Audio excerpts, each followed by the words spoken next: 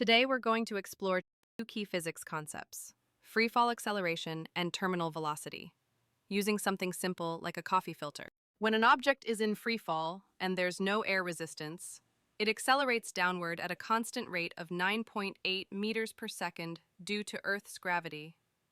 This means the object speeds up by 9.8 meters per second every second until air resistance starts pushing back and slows that acceleration.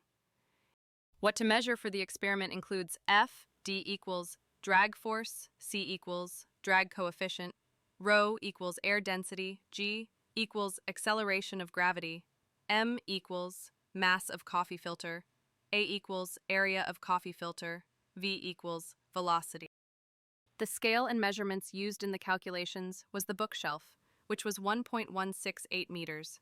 Mass of the coffee filter was 0.004 kilograms, with an air density of 1.225 kilograms per meter cubic, drag coefficient of 1.1, and gravity at 9.8 meters per second. Now on to the video analysis of how we conducted the experiment by dropping a coffee filter from the library stairs, which was from 5.372 meters height, and it dropped for a total time of 4.86 seconds.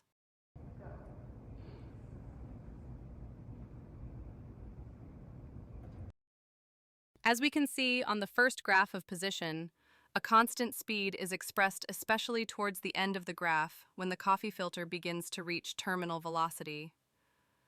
On the velocity graph, it becomes flatter towards the end, showing that the coffee filter has stopped accelerating and has a constant velocity because the weight force and drag force are evening out.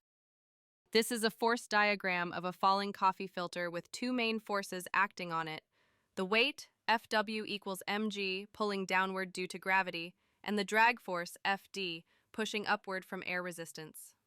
The terminal velocity that was reached can be calculated using this equation. V equals square root 2 milligrams divided by pCa, which includes all the variables that affect a falling object. This gives us a theoretical value based on perfect conditions, which we can then compare to our observed value.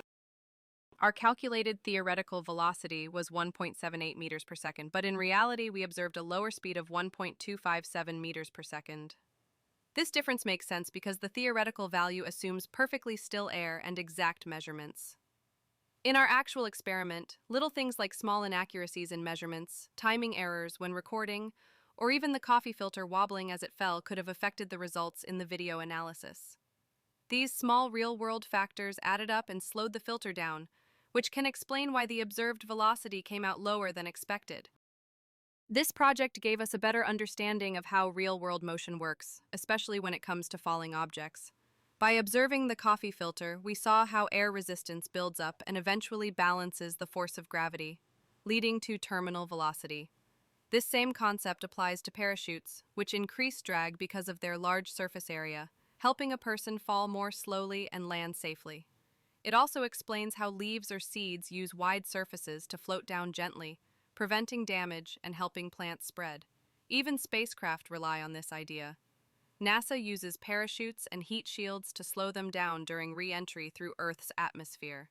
Overall, this experiment demonstrated how understanding Newton's laws with air resistance help us design safe solutions in the real world.